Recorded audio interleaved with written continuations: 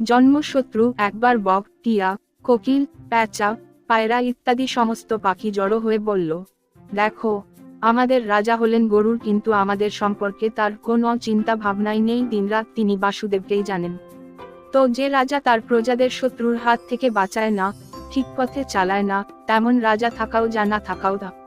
তাই আমাদের মনে হয় ভেবে চিন্তে আমাদের মধ্যে থেকেই কাউকে রাজা করা হোক। পাখিদের মধ্যে প্যাঁচা পণ্ডিতদের মতো দারুণ গম্ভীর মুখ করে চুপচাপ বসেছিল। হঠাৎ তার দিকে নজর পড়তে সকলেই বলে উঠল, ওই প্যাঁচাই আমাদের রাজা হবে।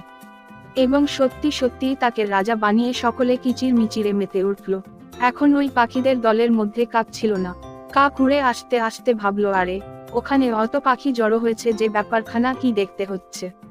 কাককে দেখে পাখিরা বলাবলি করলো, কথায় বললে মানুষের মধ্যে নাপিত, পাখিদের মধ্যে কাক, রাতালদের মধ্যে শিয়াল, আর মুনিদের মধ্যে সাদা